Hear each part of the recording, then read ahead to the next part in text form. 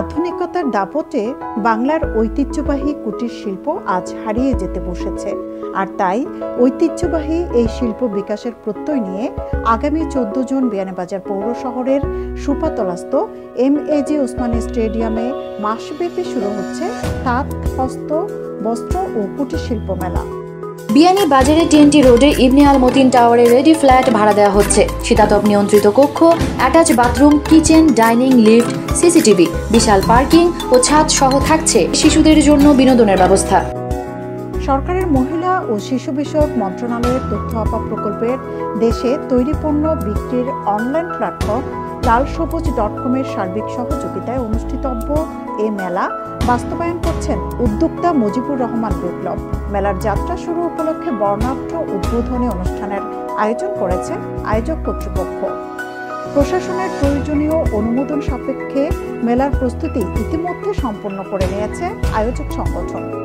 স্থানীয় উদ্যোক্তাদের তৈরিকৃত পণ্য বিক্রির ব্যবস্থা করতেই এই মেলার আয়োজন। মেলা প্রাঙ্গণে শতাধিক স্টল নির্মাণের কাজ ইতিমধ্যে শেষ হয়েছে। বাঁশ, কাঠ, হার্ডবোর্ড দিয়ে বানানো হয়েছে অস্থায়ী স্টল। আয়োজকরা বলছেন, মেলাকে নান্দনিক ও ক্রেতা সমাগম বাড়াতে যত আয়োজনের প্রয়োজন দায়িত্বশীলরা সেটি করছেন। আমি সাংবাদিক ভাইদেরকে আহ্বান জানাই, মেলাটা যেহেতু উদ্যোক্তাদের পণ্য প্রচারের জন্য আমরা করতেছি, আপনারা তাদেরকে সহযোগিতা করে সবসময় প্রচার করবেন।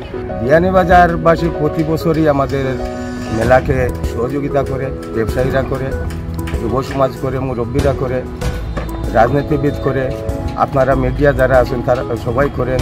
তাই তো আমাদের বিয়ানীবাজার মেলায় কোনো বিশৃঙ্খলা হয় না, খুব সুন্দরভাবেই সমাধান হয়। আশা করি ফিরা আপনারা আরও বেশি, যেহেতু উদ্যোক্তাদের মেলা, একটু বেশি করবেন, এই আশা আমি রাখি। মেলায় বাড়তি সুবিধা হিসেবে জন্ম নিবন্ধন, জাতীয় পরিচয়পত্র এবং সার্বজনীন পেনশন স্কিম বিষয়ক 3টি আলাদা বুথের ব্যবস্থা রাখা হয়েছে। আগত দর্শনার্থীরা সেসব বুথ থেকে প্রয়োজনীয় সেবা গ্রহণ করতে পারবেন। শুধু তাই নয়, মেলায় আগত শিশু কিশোর সহ সমবয়সী ক্রেতা ও দর্শনার্থীদের জন্য দৈনিক র্যাফেল ড্র সহ বিভিন্ন ধরনের রাইডের ব্যবস্থা রাখা হয়েছে। এছাড়া মেলার পরিস্থিতি স্বাভাবিক ও আইন শৃঙ্খলা সহ সার্বিক নিরাপত্তা রক্ষার্থে থানা পুলিশের পাশাপাশি আয়োজক সংগঠনের স্বেচ্ছাসেবী টিম দায়িত্ব পালন করবেন।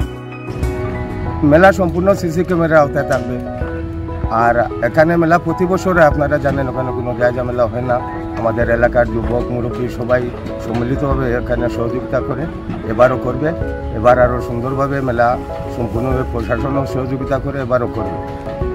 মেন জিনিসটা হলো আমাদের বিয়ানীবাজার তো কোনো বিনোদন কেন্দ্র নাই, তাই এখানে শিশু কিশোরদের জন্য নৌকা, নাগরদোলা, ড্রাগন ট্রেন, মিনি ট্রেন, অনেক রাইডস থাকবে। ওগুলাই ওদের আকর্ষণ বাড়াবে, ওরা আসতে আগ্রহ প্রকাশ করবে। তাই আমি একটি কথা বলতে চাই, বিয়ানীবাজার আসলে আমরা যারা আছি সবাই চেষ্টা করলে একটা বিনোদন কেন্দ্র করতে পারতাম। তাই আমি আশা করব আগামী দিন যারা অর্থবান আছেন সবাই একত্রিত হয়ে না একটা বিনোদন কেন্দ্র করবেন, তো আমাদের বাচ্চাদের বিনোদনের প্রোডাক্টটা মিলবে। এই অঞ্চলের মানুষের চাহিদা অন্য অঞ্চলের থেকে বেশি, এটি বিবেচনায় নিয়েই সকল প্রস্তুতি সম্পন্ন করা হয়েছে, তাতে খুশি ক্রেতারা।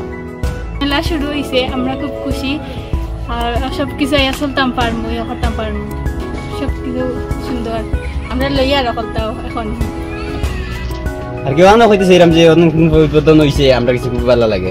আকর্ষণিত মেলা সব আইটেম হলো, মেলার আকর্ষণ হলো বিনোদন। বিনোদন তো রাইট, নাগরদোলা শিশুদের বড় হোক সবার জন্য নৌকা আছে, ড্রাগন ট্রেন আছে, নাগরদোলা আছে, মিনি ট্রেন আছে, সুন্দর ওই পানি হাঁস আছে। বিনোদন, আনন্দ, বিনোদন। এখানে মেলাটা হইলো আনন্দ বিনোদন। 14 তারিখে উদ্বোধন, শুক্রবার। তাঁত বস্ত্র দিয়ে এই সভ্যতা শুরু হয়েছিল। তাঁতের ইতিহাস বাংলাদেশের শিল্প জগতের সবচেয়ে গৌরবোজ্জ্বল ইতিহাসের একটি। এই শিল্পকে বাঁচিয়ে রাখার পাশাপাশি দেশীয় উদ্যোক্তাদের বিকশিত করতে মেলা আয়োজনের এমন উদ্যোগ সফল করার আহ্বান সংশ্লিষ্টদের। সৈয়দা আখি হক, এবিটিভি।